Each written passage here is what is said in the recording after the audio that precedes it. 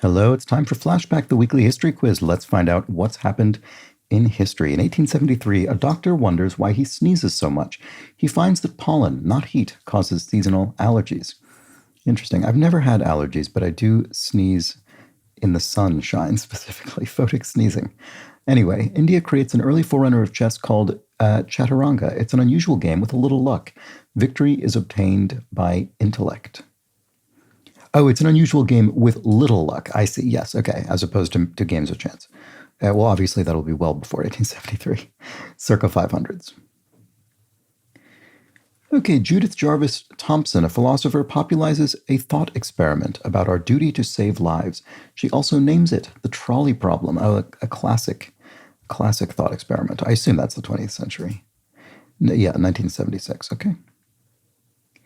Inspired by a line of hungry people in rubble-strewn Osaka, a penniless investor, Momofuku Ando, debuts a tasty food that's quick to make, instant ramen. Is that a post-war invention, presumably? Yeah, 1958. All right, at the Reykjavik summit, the US and USSR almost agreed to give up nuclear weapons. A fight over a single word, laboratory, sinks the deal. When do I think this is? Before or after 1976? I really should know this, but I don't think I do. Oh, boy. After?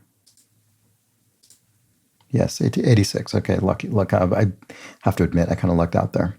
The police arrest a Berkeley graduate, Jack Weinberg, for manning a table with political literature. It ignites an era of campus protests. This will be the 1960s.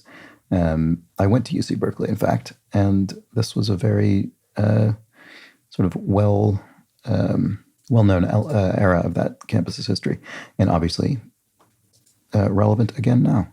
All right, there we go, 1964. A judge lets an apprentice, John Dyer, he dyes fabrics, compete with his ex-boss for work. It's the first known case on non-compete agreements. Oh, that's so interesting.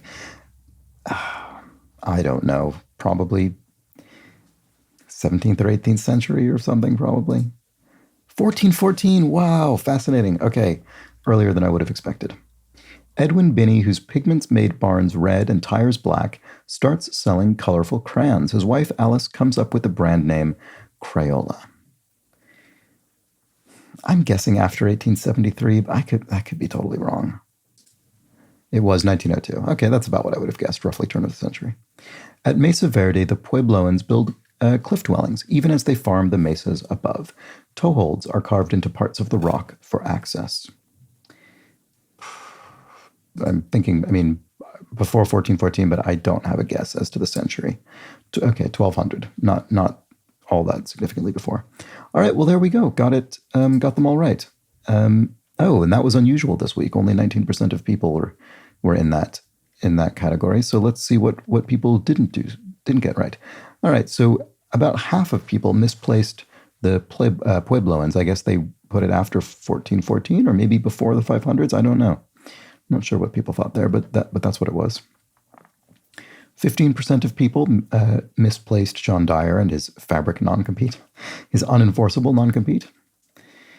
Okay, 13% of people misplaced Crayola. Most people got the ramen, the campus protests, and the trolley problem. Half of people misplaced Reykjavik. That was the one about which I was least certain, which I probably shouldn't have been. I probably should have known that to the year, but I guess I was in good company. Well, there we have it. That was the flashback. Back next week with more of this. Bye for now.